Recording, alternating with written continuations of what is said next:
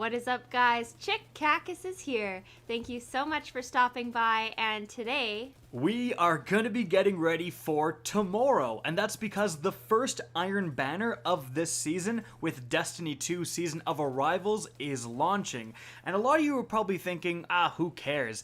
But this time, it's different. That's because 2 new weapons are entering the loot pool, and each of those weapons can spawn with 2 brand new perks that no other weapon can get so far. So it's a lot more interesting than it usually is, and so, let's get started. But just before we do, thanks to my partnership with ASTRO, I'm going to be giving away an ASTRO A40s headset with the Mix amp if you want to enter. All you gotta do is follow me on Twitter at RickKackis and tweet at me something with the hashtag IronKackis. And that's it. No subscribing on 3 different accounts, showing this video to your mom, and commenting 12 times. Just the tweet will do. So, moving on from there. Let's talk about these weapons. Now, both of them were actually in the game from year 1, and you can use the original versions right now, which is what you're seeing in the background gameplay. That's going to give us a good idea of how these weapons perform at a base level. Of course, they're going to be very different this time around, considering they can get random rolls. So, firstly, we have the Forward Path Legendary Kinetic Auto Rifle. The original roll featured Tap the Trigger. Now, looking at the stats here, we can see that it belongs to the 600 rounds per minute auto rifle archetype, and this is very significant because this is currently the best auto rifle archetype for the Crucible. Now, the rest of the stats are pretty decent for its archetype, with the handling being very good, and you can see that in game. It just handles very well. It's a pretty usable gun. Now, this matters even more so because it, as I said, is kinetic. There are not many kinetic 600 RPM autos. In fact, this is the only one that's going to survive sunsetting in the fall. So getting your hands on this is a huge deal. It's going to let you use a super powerful energy special weapon like the Fellwinter's Lie shotgun, for example, while still being able to use a 600 RPM auto, which is super in the PvP meta. But moving on from the stats, let's take a look at its random rolls. So we have an assortment of different sights. Then in that second category, we have something like Accurized Ballistics to increase the range, or Steady Rounds to increase the stability. Either one would be the choice for PvP, whereas in PvE, you may want something to increase the magazine size. Then in that first perk slot, we have some great options. Feeding Frenzy to increase your reload speed after getting a kill, stacks up to 5 times, great in PvE. 4th time's the charm to get bullets back as you get precision shots, actually not bad in PvE either. Dynamic Sway Reduction, which is going to improve your accuracy and stability while continuously holding down the trigger. Guys, Dynamic Sway Reduction is one of the best PvP perks for auto rifles in the game, and it is a big deal that this weapon can get it. Now, moving on to that second perk category, we finally see our brand new perks. Firstly, we have Iron Grip. Massively improves weapon stability at the cost of reload speed. So it's going to add the stability stat of plus 20 and have a minus 40 for your reload stat. Now this, with an auto rifle, is a big deal, especially on console. You really do need that stability. And I think a lot of people are willing to give up some reload speed to make sure that those first initial engagements, that first kill or double kill, are much more likely because of better stability. And if you get caught reloading after, that's the price to pay. Moving on from there, the other new Iron Banner perk is Iron Gaze. Massively improves weapon target acquisition at the cost of weapon range. So it gives a minus 40 to range and a plus 20 to your aim assistance stat. Unlike Iron Grip, which I think is really good, I think Iron Gaze is pretty bad on both of the weapons we're going to look at today, because both auto rifles and sidearms really do need that range, and having a minus 40 to range, like, it's just not worth the increase to aim assistance. That would be good on maybe something like a sniper rifle, but not an auto rifle. In terms of the other perks here, we have some, returning favorites. Swashbuckler for a damage increase that goes right to its max on a melee kill, which is a wombo combo with, in the first slot, Grave Robber, which gives you ammo back for getting melee kills. we do have multi-kill clip, which is amongst the best damage bonuses you can get. And you better believe multi-kill clip plus feeding frenzy is a wombo combo.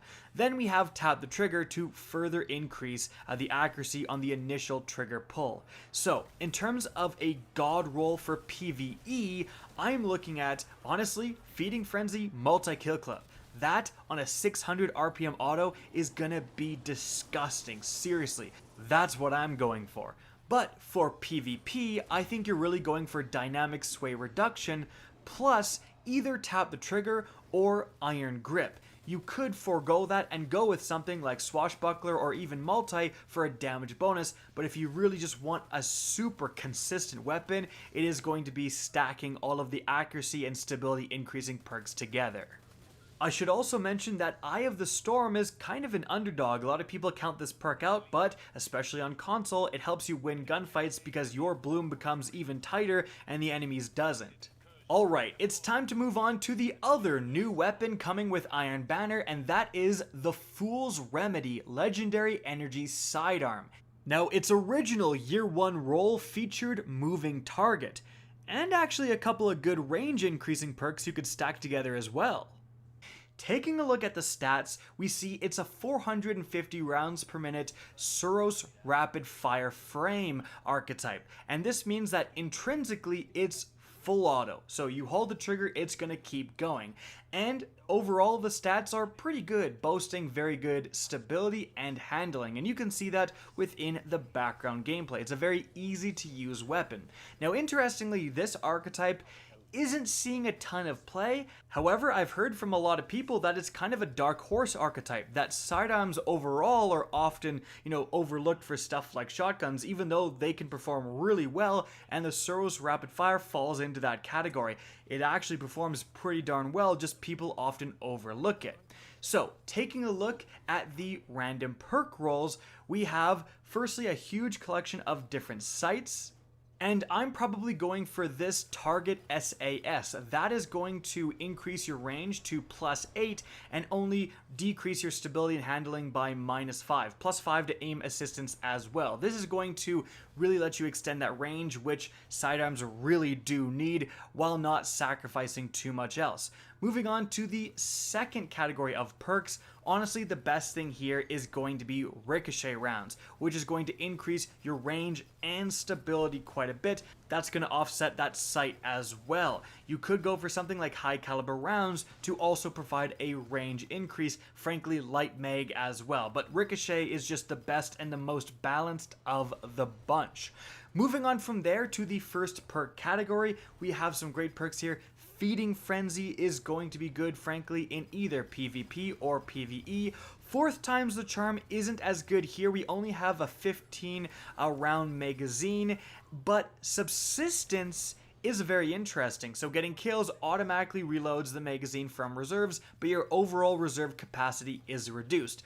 I think Subsistence is very good and very underrated, especially in PvE. However, this archetype and sidearms in general in PvE, they're not exactly performing extremely well, and in PvP, that reduction to your overall capacity is a little bit more noticeable. So I think what you're really going for here in that first perk slot is Moving Target.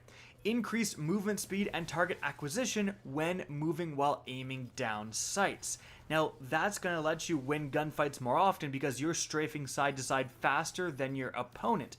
And with a sidearm, you're going to be pretty close quarters. You are going to be moving and shooting at the same time. That's really going to matter. Now, something that's really often overlooked, but maybe you should consider here, is hipfire grip. Increased accuracy, stability, and precision hit targeting when firing from the hip.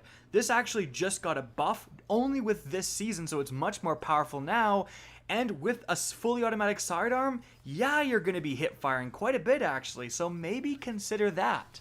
Now moving on to the second perk, we do have Quick Draw, which is pretty good with a sidearm being able to draw it very fast. We do have Kill Clip to increase the damage after a reload, and you better believe that's a wombo combo, again with Feeding Frenzy.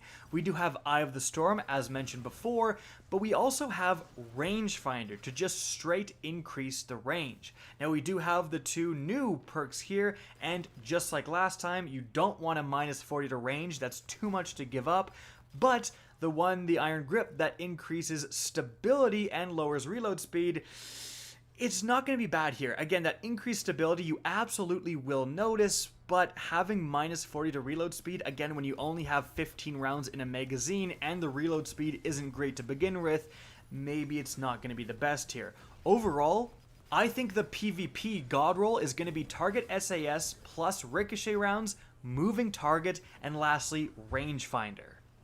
And then for PvE, you could substitute ricochet rounds for an extended mag perk, and then you're going for Feeding Frenzy plus Kill Clip for sure.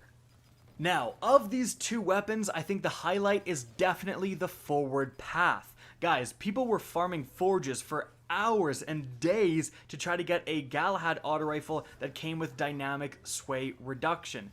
This can get the same thing, and it's a kinetic which is super rare. I think you're going to start to see a lot of forward paths in the Crucible, and because of that god tier PvE roll, you're going to start to see it a lot more often in general. Guys, that's it for the video. I hope you enjoyed, found this informative, and if you did, please remember to help me out by simply rating and especially sharing this video. If you guys want to see more Destiny 2 content similar to this, don't be afraid to slap that subscribe button. If you want to get in touch with me and keep up to date with the latest channel activity, the best way is to follow me on Twitter at RickKackis. That's linked in the description down below. Again, I hope you enjoyed the video, and as always, have a good day.